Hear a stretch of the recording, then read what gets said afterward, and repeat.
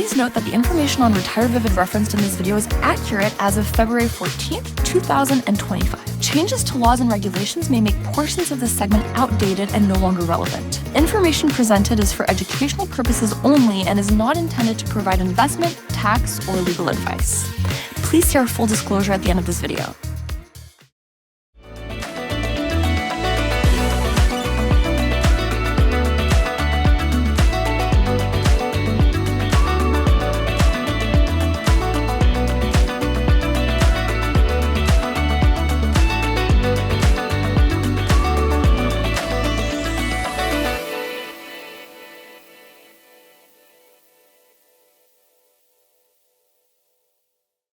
Welcome to the studio. I'm McCarty, that's Tommy Breitbach, and this is Retire Vivid. And we're going to talk about a number of things today. I mean, usually what we do is we talk about a number of different planning topics when it comes to taxes or financial planning, wealth management, you name it.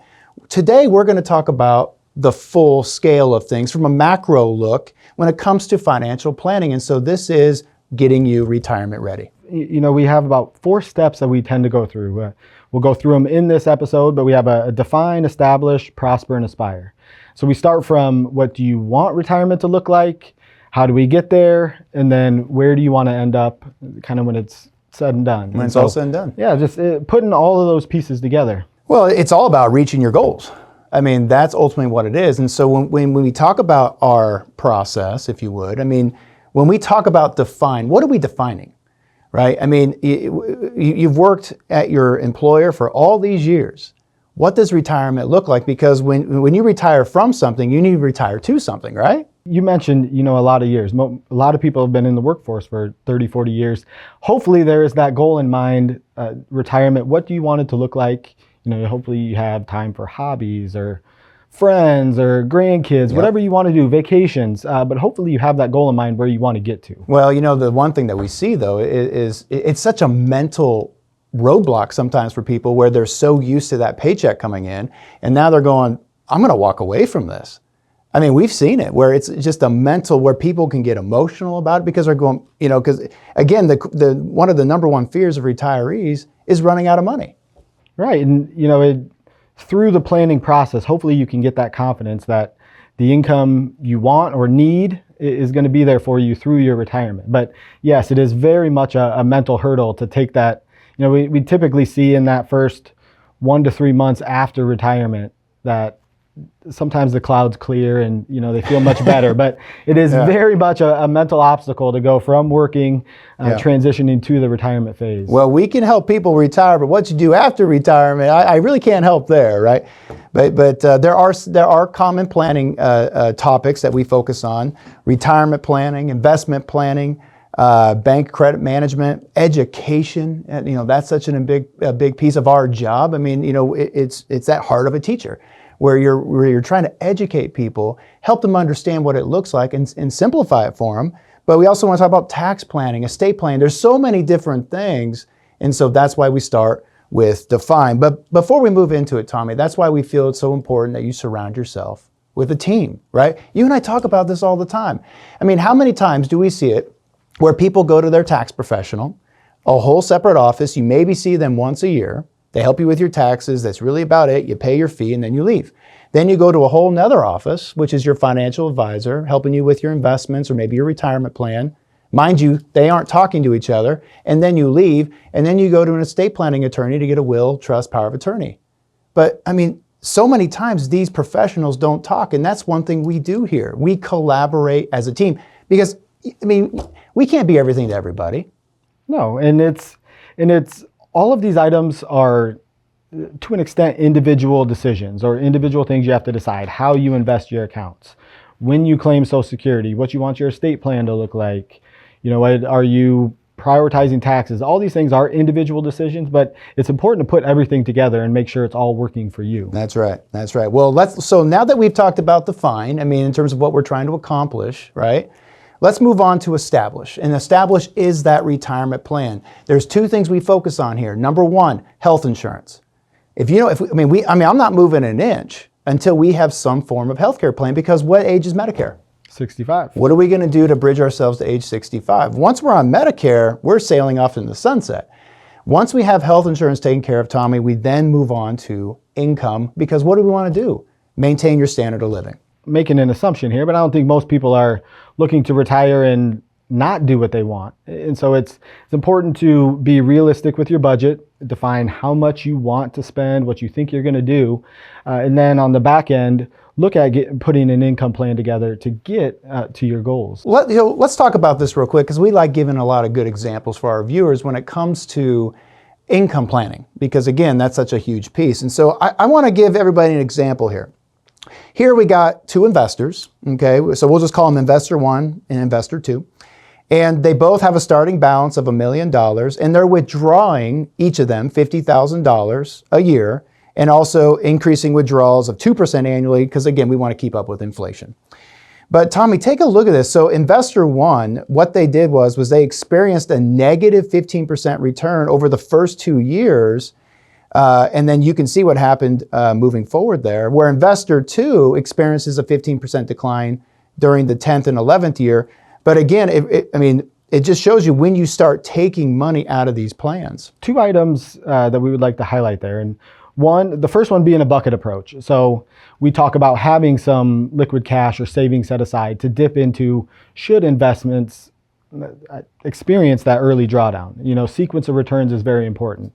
The second item being, having an income plan and looking at those withdrawals, it can be very scary right off the bat. Right. And so it's matching up your investments, your investment plan, with your withdrawal rate, with your income needs, what you want to do there. Right. So, the point is if you are going to be invested, it's important to know what your portfolio layout is. And we'll talk about that here in a minute. Let's move on to another example. So here we got the same type of example. We got investor one, investor two, both again starting with $1 million, just to make it simple to understand. But both of them experience a 15% decline years 1 and 2, okay? Both taking out $50,000 a year, but take a look at this, Tommy. Just by changing and tweaking your withdrawal rate, that could be a big deal when it comes to longevity of your money. It's separating kind of the wants from the needs. Is there things you want to do? Do you plan ahead prior to retirement? Put some money aside, plan that vacation, different things. And then being flexible with your withdrawal rates should you experience just the initial decline. Tommy, when you look at this, these examples that we're giving, there's a lot of information that people need to know, and that's why you have that blueprint. That's one thing that we're focusing on. So let's take a little break. Next, we're going to be talking about tax planning, investment management, estate planning. There's a whole slew of things we're going to go through. More after the break.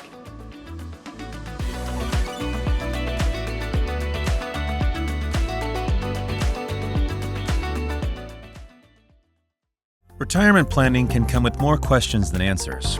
How do I save money and taxes during retirement? When should I file for Social Security? And how do I retire my 401k? With so much to plan for, how do you know if you're making the right decisions? We are here to help. Simply go to retirevivid.com or call the number below to schedule a 15-minute retirement review. You can speak with us about taxes, Social Security, your 401k, or any quick retirement questions at no cost to you. We are here to help get you retirement ready. Schedule your 15-minute retirement review today.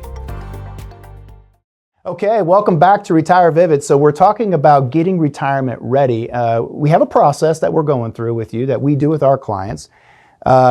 It works. In terms of the wheel that we follow, we just talked a little bit about define and establish. The one thing on establish was establishing that plan. There's a lot of different tools and calculators that people can go research, but if you're looking at a comprehensive plan, those are the things that we're looking at when we're dialing into a plan and just getting into those weeds. You can put a lot of details in there. If there's your Social Security, what you're thinking at for different ages. That's its own episode on claiming strategies, different things like that. But Social Security, income sources, looking at a return rate or withdrawal rate can spit out a probability of success just based on long-term assumptions. That's right. So it's important to make sure you have all of your bases covered, There's some things you're probably not going to think of, but as much information as you can, and then work from there. Right, you just dial in, but right. That's why we encourage everybody to go to our YouTube channel. I mean, this is just a broad stroke across the board, but we do a number of different episodes when it comes to these specific topics. So, all right, let's talk about the fun one here. Let's talk about Prosper. So this is, when we talk about Prosper, we're going to talk about tax planning and investment planning. Let's stay on taxes because, I mean, I love helping people save money in taxes. I mean, I get excited about it. And so, Tommy, when we do that, what we do is we identify our tax buckets. You know, most investors, we're talking about investment accounts here, have 3 different tax types. What we call 1099 now are your taxable investments. Maybe your individual joint trust accounts. CDs, things like that. Yep. You get a 1099 every year. You have your interest or income, dividends, realized gains, that type of stuff. The next bucket, tax deferred. That's where typically the second largest asset, the home and the 401k IRA, the pre-tax portion of that. So that's money you've taken a tax deduction going in. It's grown for as long as you've had it. Reportable, 100% reportable as taxable when you take it out. Hence why we call it 1099 later money. 1099 later. What's our favorite bucket though? That is the 1099 never money. Give me some of that never money. Never after the first day. That would be the Roth or after tax asset. Right. So that is money that you have already paid taxes on. It goes into that account. It grows tax-free, comes out tax-free, passes on tax-free. Yep, that's a beautiful thing. And there's Social Security out there as well in terms of a bucket, because you get its own tax preference, if you would. And I think you say it best. It's one of the best kept secrets when it comes to taxes. Okay, now that we have identified your buckets, let's just due to time, let's just kind of dial into some things that we like to see. So let's give an example here to show our viewers that 1099 later money, that's that IRA. When they hit a certain age, right, between ages 73 and 75, it's kind of that tax bomb where the government says, hey, it's time for you to start taking a required minimum distribution. Depending on the income need, what you're withdrawing from your IRA or 401k accounts, when you are 73 to 75 later, you have your first required minimum distribution, and that starts a little under 4% and then grows each year. Right. But regardless of how much you're taking out, when you hit those ages, they're going to say, hey, there's a defined percentage you have to take each year, and that amount is growing. Right. And so it's important to plan for it, at least be aware of it, see if there are things you can do proactively to reduce that tax bomb later. Well, let's talk about that. So let's just give an example of a couple that did not be proactive with their IRAs before that tax bomb hit. So here you can see we got a couple. They're both age 59 and a half. They have Social Security coming in and other non-portfolio taxable income, 2.5 million in tax deferred accounts. The point we're getting here, folks, is this. You can see that they're in the 24% tax bracket, but they didn't do any planning, right? And they weren't pulling out enough from their IRAs. And you can see what happened there. Boom, it just popped them not only into the 32, but the 35% tax bracket. I mean, Tommy, that's a huge, don't get me wrong, it's a good problem to have. But what if we can minimize tax along the way? Right, 2 items. You can see in those early years, there's a gap in that 24% bracket. Yep. You can see there's a little gap that they missed an opportunity to take distributions out at that lower marginal tax rate. Right. And then you can also see your tax bracket. So you have your 10, 12, 22, 24, 32 and up. Right. And so the change between 10 to 12 or 24 to 32 is much bigger than kind of how those brackets are grouped. So what do we want to look at? Why not take a look at Roth conversions? All we're trying to do, folks, is just to get them up into fill that bracket up. Don't cross over because I don't want to pay any unnecessary taxes. So let's take a look at this couple. Here they took some advice. They started doing some Roth conversions. They got to the top of that tier.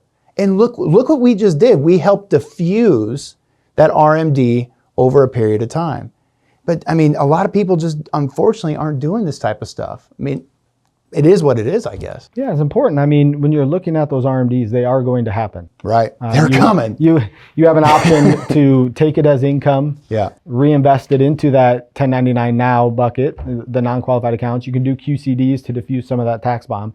But they are coming, so it's very important to plan ahead for them. Absolutely it is. So again, folks, tax planning is something we feel you should be looking at. And I want to be clear here. I don't mind paying taxes. I just don't want to pay any more than I have to, right? And I think a lot of people would agree with me on that because, again, we want to identify those buckets and become tax smart with your withdrawals. Money coming out, taxes are money going to the government. So if you Right. can save money by planning ahead or doing it proactively, it's a benefit. Why not? Why not? Why not? All right, now let's stay in Prosper.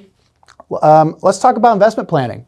I know you found a pretty good article through Morningstar. From an investment planning perspective, there's no one size fits all investment solution. You know, some people are going to be happy being invested aggressively. Some people want to be moderate. Some people feel conservative. But it's really important to have a plan that works for you and something you're able to stick with. Right. There's an article here from Morningstar. It's a Mind the Gap study. And what they do is they compare the returns investors receive versus the returns stated for the funds they're in. And they find that investors underperform the funds they're in. And their source, or the reason right here, says the gap is explained by the timing of investors' purchases and the sales of fund shares. And then they go on to say, you know, investors particularly struggled to navigate 2020's turbulence, where they added money late in 2019, early 2020, and then didn't get back in.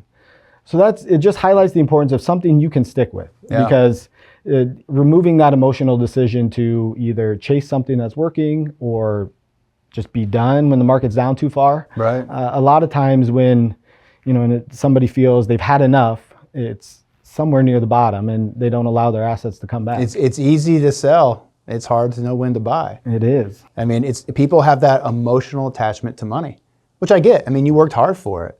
But sometimes, when you look at the psychology of money, sometimes your emotions could lead you to a bad decision. I mean, that's why I believe you work with somebody that does this for a living. Right. And that's one thing we do here. It's important to keep an eye on the long term. Right. You know, but the long term happens over a series of short terms. And so it's able to get through that short term period, something you're committed to allow, you know, the long term plan to work. Absolutely. Absolutely. I mean, that was a really good article that you found there, because again, we do talk about that, the emotional attachment to money. And not only that, but it goes back to that team in terms of somebody you trust. That, I mean, if you want to do it yourself, good for you, go do it for yourself. But there's some people that just don't, right? They want that professional in order to be a part of it. And I think it drives my wife nuts sometimes, because I take the emotions out of it. And for her, she's just like, okay, you just handle it. I mean, but it's easier said than done sometimes. Oh, it is. And it's, you know, sometimes it's just the reassurance factor that, hey, we just got to get through this period. Things will look better on the other side. But it's as much emotional as it is just investment decision making. Absolutely. Well, we'll talk about how we do that here in just a minute. But that's also, Tommy, why we offer that 15-minute retirement review. I mean, I think it's been very effective for a lot of people that are listening to our show. We've had a lot of calls come in, people just asking us some quick questions when it comes to Social Security, retirement in general, taxes, Medicare. I mean, I think it's a valuable service that we offer people at no cost. The goal of the show is to paint with a broad brush. Right. And kind of highlight some of the things to think about. But if there is that one question that comes up or some topic that you want a little clarification on, you know, a lot of times that can be answered in a quick call. Well, that's why we're here. All right, folks, more Retire Vivid straight ahead.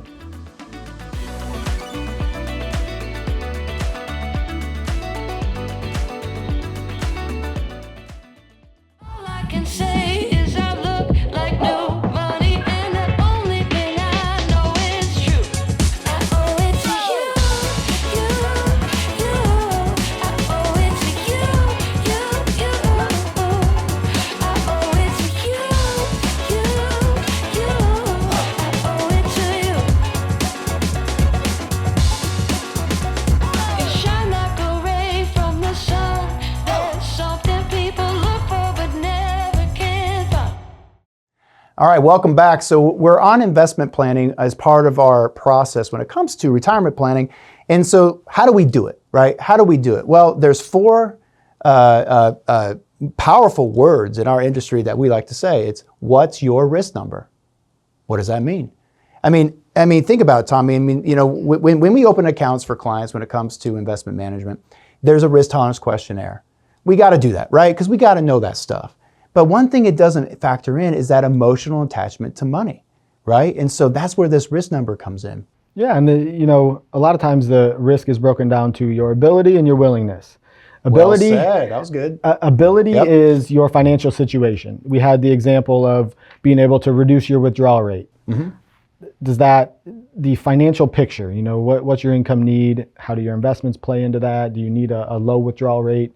Gives you ability. Willingness is the piece that we can't measure. Right. That's what the risk number allows for. Right. It's how do you feel about investing? How do you feel when the market's up? Do you feel great when the market's down? Are you scared? Well, of course you feel great.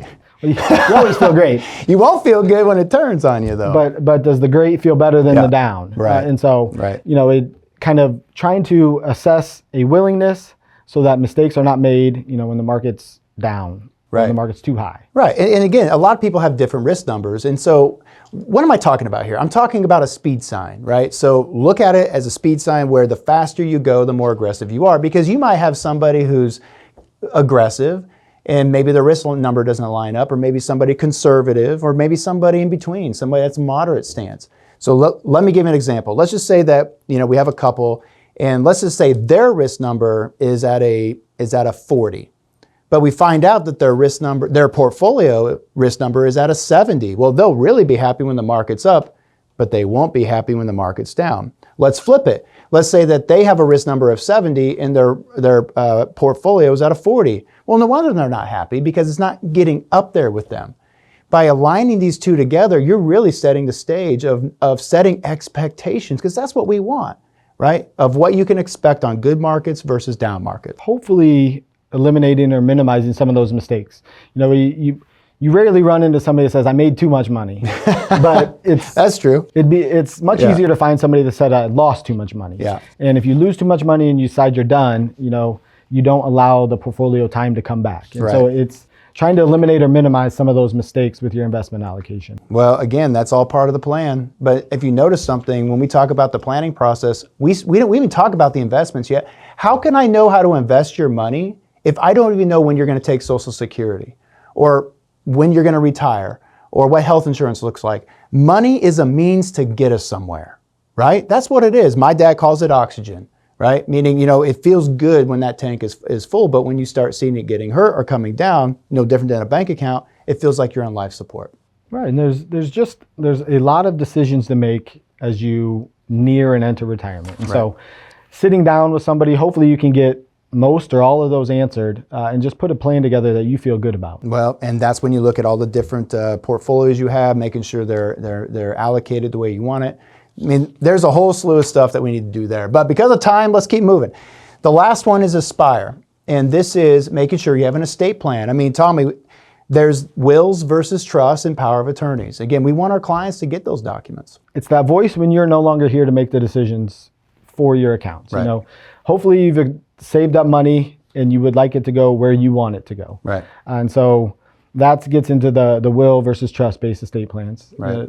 Before that, there are three, essential documents that people should Foundational have. documents. Foundational documents. Yeah. Yes. And that's your financial and healthcare power of attorneys. Those are your decision makers Right. for financial accounts and healthcare decisions if you are not able to make those for yourself. There's also the living will, which is usually part of the healthcare power of attorney as well. Regardless of which estate plan you have, those are the three foundational documents that we would recommend most people will look at. Then the documents when we're gone, which is the will versus trust conversation. Again, we can't first off, we're not attorneys, okay? Let's make sure we get that clear. But we know they're important documents. The question is do you want to avoid probate or not?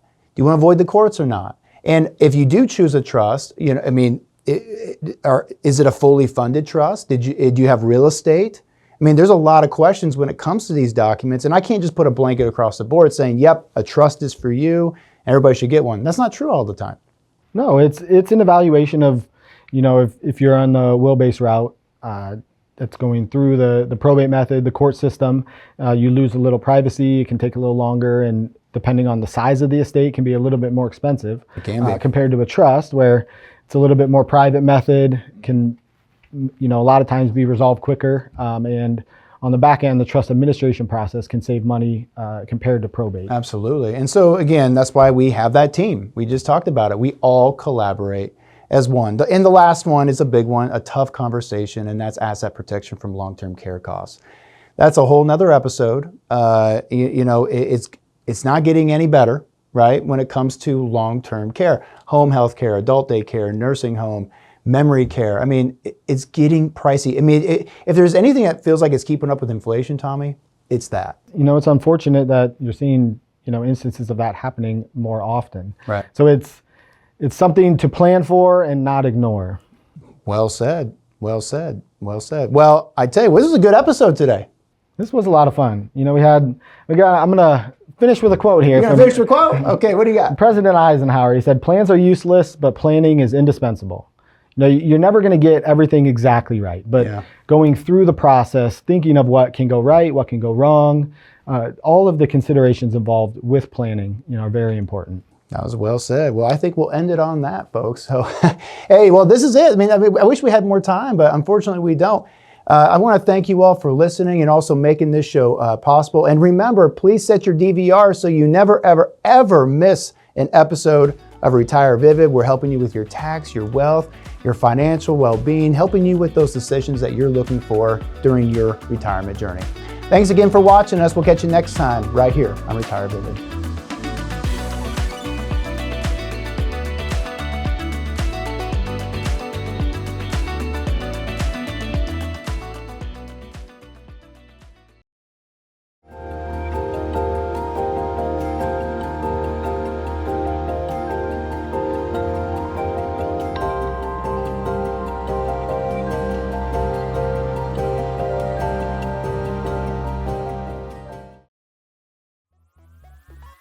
McCarty and Tommy Breitbach are investment advisor representatives of Vivid Wealth Management, a SEC-registered investment advisor located in Des Moines, Iowa. Investment advisory services are offered through Vivid Wealth Management, LLC. Insurance products and services are offered through Vivid Tax and Wealth Advisors and individually licensed and appointed agents. Tax planning and preparation services are offered through Vivid Tax Center, LLC. The preceding entities are affiliated. All statements and opinions expressed are based upon information considered reliable, although it should not be relied upon as such.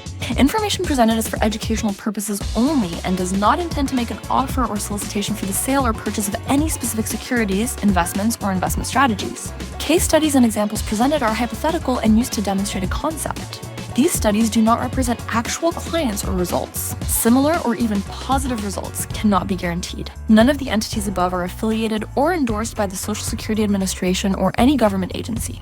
Information expressed does not take into account your specific situation or objectives and is not intended to provide investment, tax, or legal advice. Viewers are encouraged to seek advice from a qualified attorney, insurance agent, tax or investment advisor to determine whether any information presented may be suitable for their specific situation. Past performance is not indicative of future performance. Investments involve risk and, unless otherwise stated, are not guaranteed.